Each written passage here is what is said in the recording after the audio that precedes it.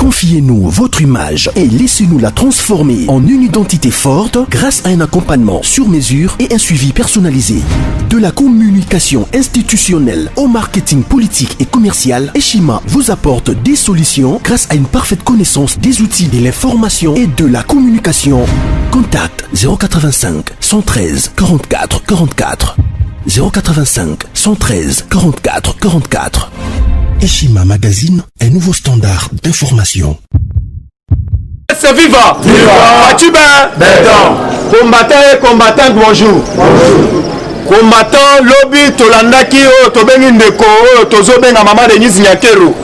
Maman ndeko na biso mon ancien matin la invitation, aya kosenga e pardon. Maman Denise akendeke pas mon ancien masengi maman Denise pa alobi limbisa ngai bato bande kotinda nga parce que na benga yo za Rwanda. Mais lelo na ye komona ete ozali mona yambo. Maman Denise alobi likambo ezali te. Ngai na kaka ndenge sengi pardon na limbisa yo na zalaka pe problème na yo te. Aye kosenga ete na moment oyo tala pe bandeko nazala bango na ONG bazala nzala. Na pe nazala besoin ya mutu. Maman Denise alobi na yo ki yango na koyebisa ndeko na bino. Na koyebisa cousin na yo makambo olobi akoyoka yango okozwa pe yango UDPS viva. Combattant d'élite na actualité politique oyo toza nango lobi ezalaki congrès oyo tobengi ya AFDC. Mais lobby eloko esepelisi ngai 500 000 giga azalaki invité spécial na kati ya congrès ya Bahati Lukwebo. Papa lobby soki omonaki congrès ya Bahati Lukwebo elakisi ete oze de tout le monde makambo ya majorité moye tolobela yango lisusu eza majorité tokomi nango ande UDPS viva. Combattant d'élite lobby déclaration après congrès na bango parce que tomonaki baparti politique lokola MLC bayaki se présenter na kati ya congrès wana. Plupart aussi combattant déclaration oyo tobengi ya ndeko na biso 500 000 giga oyo asalaki na congrès oyo ya Bahati Lukwebo alobi boye nayoki bino na comprendre pe bapasi oyo bino bomoni me bapasi wana eleki ya biso UDPS te. Biso bandeko tosala bango coalition tokanisi baza bandeko na biso nzoka baza bandoki mine mais lelo biso na bango tozoyebisa bino kala mingi te bazozongisa bino na badroit na bino ndenge balingaki babomba parti politique na bino na moment nazoyebisa bino kala mingi te justice oyo batie eza indépendant bakolandela makambo nyonso bokozwa oyo tobengi bapersonnalité ndenge balingaki kokimisa yango kopesa yango bato mosusu bokozwa yango na lolenge esengeli UDPS viva. Combattant d'élite nazoyebisa yo bobetela ndeko na biso ya IGF maboko, bobetela ndeko na biso ya IGF maboko, ndeko na biso ya IGF maboko. Toyebisaki bino Kabila Zambo a Kopal lobi akangi plus de 300 immeubles na ville ya Kinshasa et ya Hippolyte Kazembere kana combattant d'élite lobby membre ya IGF akangi plus de 300 maisons 300 immeubles ya Kabila efutaka taxe te efutaka impôt te yango nayebisaki yo soki ozokomprendre politique te kala basilili awa likambo tozozela après bokonzi ya mboka kosangisa oyo tobengi balider nyonso akozala na message oyo tobengi discours ya 3 minutes akoannonce yango oyo tobengi na population mobimba UDPS viva. Combattant d'élite totali na Katanga tomoni Claude Muyambo azalaki menacé na mitingo asalaki dimanche bakendaki le plus loin kobambe mabanga babukaki na loboko na alobi ye azali wana mpona kosoutenir Félix Antoine Tshilombo Tshisekedi. Combattant d'élite tozokende toujours en actualité nalobi kindoke ekoteli bandeko ya FCC bawute kobengana oyo tobengi baluba nyonso oyo bazalaki na kati ya FCC mais na moment oyo baluba wana balobi boye biso nyonso oyo akotikala kuna yeba deja eza deja masu ezini deja na kati ya libongo soki otikali kuna bitali yo na moment oyo boya place vérité ezali. Combattant d'élite na actualité politique souvent nango sur le terrain awa nazoyebisa yo combattant tolobaka siloga moko soki omoni ndoki sala nini awa nayebisi bino gloire à Dieu bamvutuma ekoteli baconseiller soi-disant babanda komimona bango bazaki bonga oyo biso lokola bacombattant verti bagardien du temple tolobi ezali soni mpona biso oyo tobengi baparlementaire debout par rapport à nini na acte oyo basalaki na kokota ya mokonzi ya mboka bango bavandi na kiti me topesi décision outi kobima bango nyonso bakwaki bango bauti korecupere équipe oyo bakoakompagne mokonzi ya mboka bazwi oyo tobengi Peter Kazadi apart Peter Kazadi bamembre mosusu na biso nazwi bakombo na bango nakoya koyebisa bino awa sur place UDPS vivre combattant d'élite na actualité politique soki toza nango sur le terrain yeba déjà ndeko na biso oyo tozobenga Bahati Lukwebo asalaki déclaration na ye par rapport après congrès na ye bolandaki même Winnie Michik akendaki le plus alobi lokola nga na signé awa plus de 266 partis politiques déjà baza na nzela po ete tocomposé oyo tobengi majorité présidentielle yango nazoyebisa yo combattant tobengi na biso bato ya esine te tobengi na biso bato ya esine parce que toyebi Martin Fayulu azalaka na député yemoko awa ezali likambo ya bakor parce que mokonzi ya mboka alobi apart kokutana lelo azokutana na basociété civile après kokutana na bango yeba déjà bana ya baministre bana oyo ya baprésident bauti koleka na mboka oyo akokutana na bango nyonso yango nayebisi olobi munene akatisaki Brazzaville inde na Kinshasa bisiko ozali yebe combattant d'élite yango tokoyebisa yo bayebisa biso na yo combattant baegyptien bozali komona lobilobi bokomona bango lisusu awa nayebisi bino match ekomi match ya kwata par rapport ya nini awa na minute oyo bato oyo bakanisaki Kabila azaki bongai oyo Kabila auti kodepeshe 3 personnes oyo tobengi na kombo ya Jeannette Kabila adepeshaki Pasteur Mugaro bakutana na mama Denise Nyakelo ye mpe alobi baza na besoin baconsulte ye mpe baconsulte mpe famille politique na ye yango topesi ye mise en garde topesi mpe na olenga koyimiza toyebi mbongo auti kofuta na mbongo ayibaki ya nsensa moto apesaki mbongo wana ezali Hippolyte Kazemerekano soki ameki tokobeta ye pièce par pièce Kabila tokoki kovandela lisusu na mesa moko combattant d'élite lobi na basondage mpona élection za na États-Unis d'Amérique oyo tobengi ndeko na bino Donald Trump aza déjà koabattre Joe Biden azobatre na basondage lelo nde élection ezobetama combattant yango makambo ya RDC badozaki déjà na minute oyo makambo ya RDC yango omoni badoze bazozela position ezopesama na États-Unis d'Amérique papa nayebisi yo après position États-Unis d'Amérique bato ya FCC bisika bazali baye yango omonaki na bafrontière nyonso balobi pas de sortir pas d'entrée na minute oyo combattant toyebisi bino biso nyonso misu na biso ezali focalisé na barencontre mokonzi ya mboka azosala mokolo ya lelo UDPS vivre yango napesi bino merci mingi betela président UDPS viva! UDPS viva! UDPS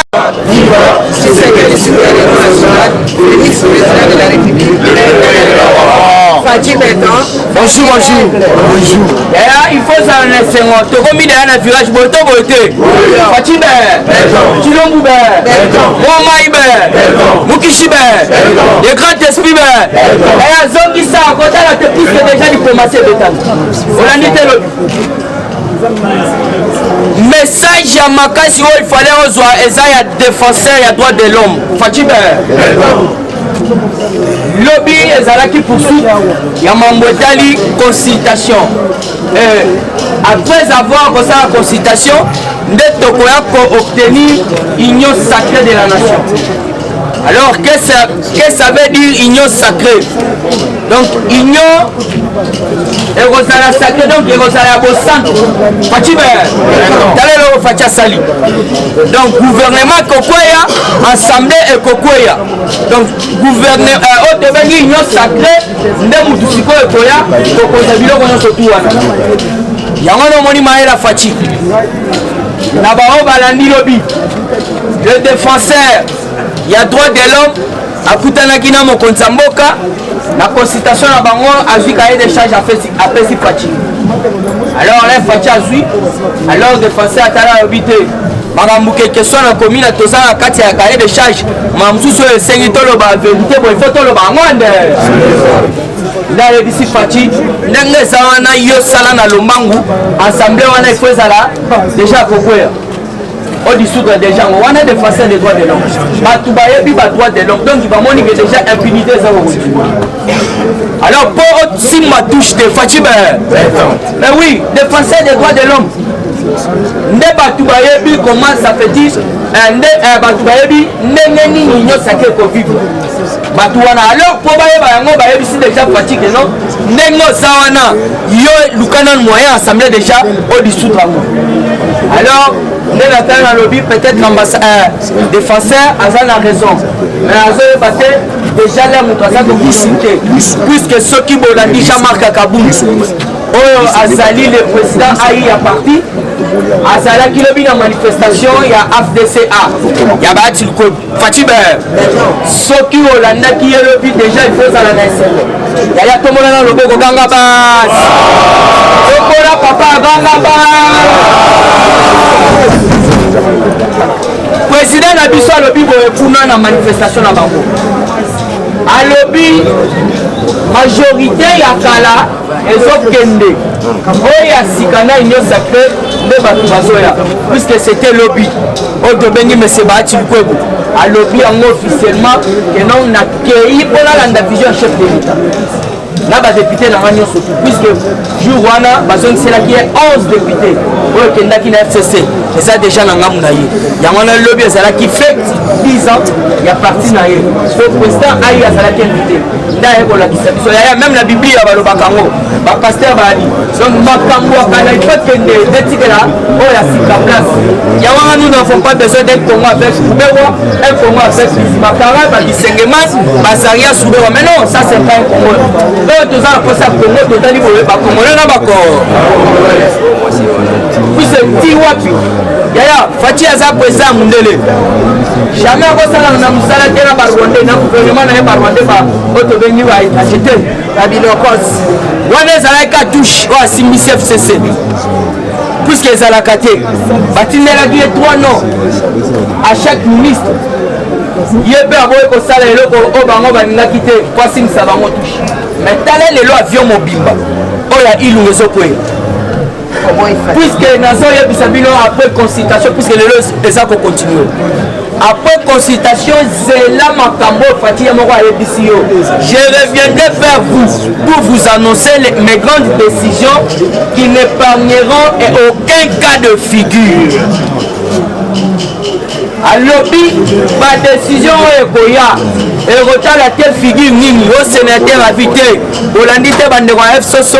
Balobi, nous voulons que accord Square et à la réaction 50. Merci président. Félix, tu as 50. Ici, il va laisser il va laisser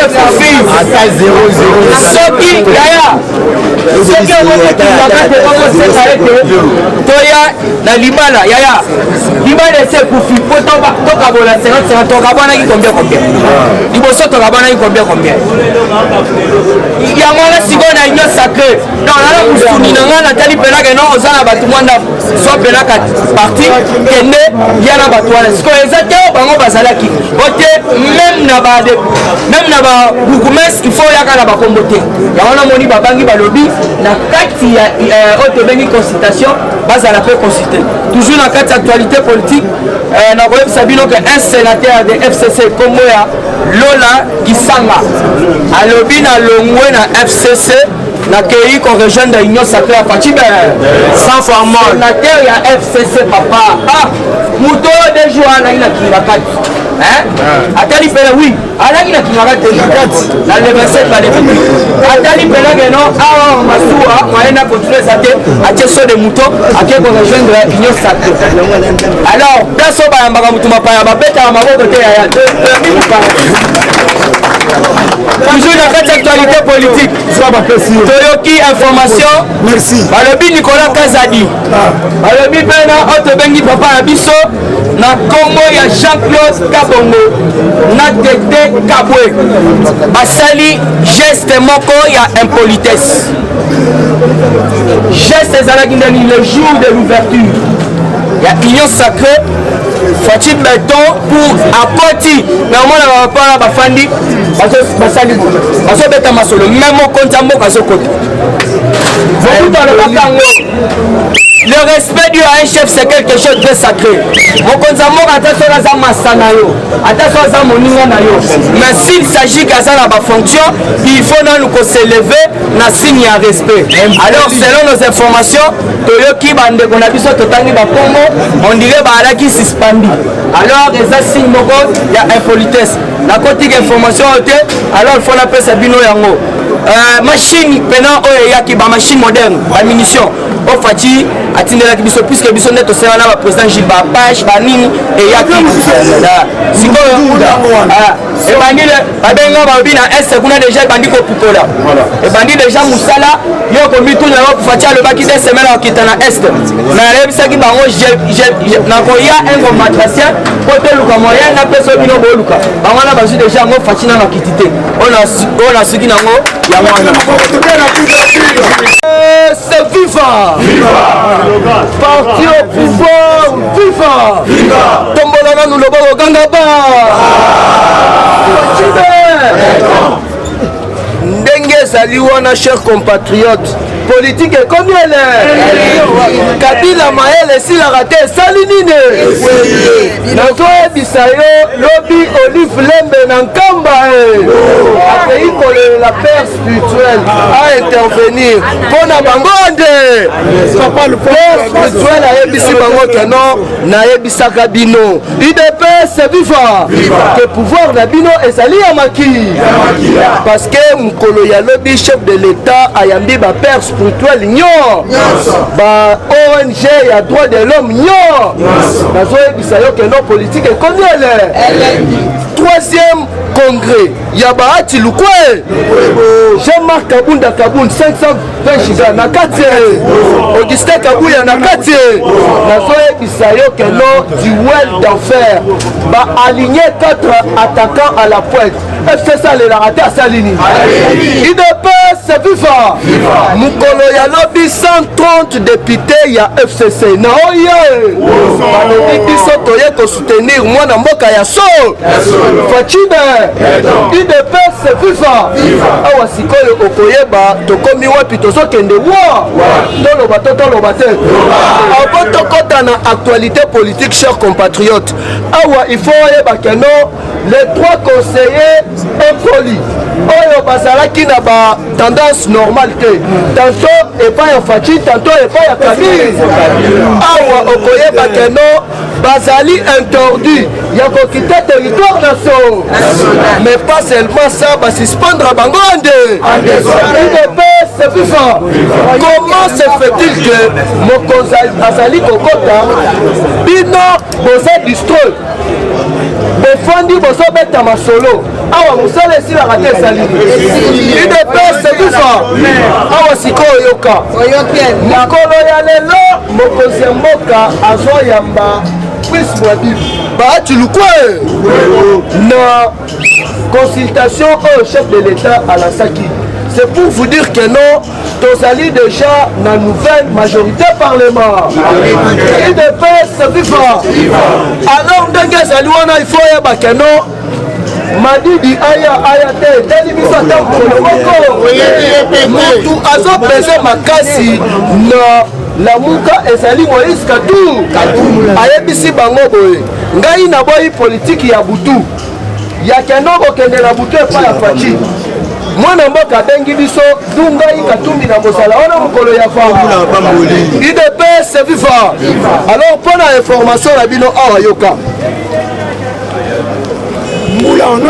na ba consultation oyo il faut oyo bakeno betelana Fatima bo makasi na ba consultation oyo il faut oyo bakeno ndenge ezali wana Fachi Beton tozali déjà na 275 députés nationaux oyo tokobimisa nouvelle majorité parlement lero omoni FCC bakomi kolela oteno tokende kaka tokutana kaka comme ça tokabola 50-50 est-ce que na minute oyo biso tona posa 50-50 oyo balukaki bakosilisa ya parce que l'air ne mwana semi bakutani na mama Denise ne mwana semi atubelaka te salini alobi moto abandaki conduire nga na erreur ezali Olive na Kabi mpona finga yo nde mais ozali mwana na nga limbisa nga nde ndenge ezali wana apesi déjà message na badepute nyonso ya bakongo en tant que leader na bakongo tous les députés ya bakongo nsima ya Fache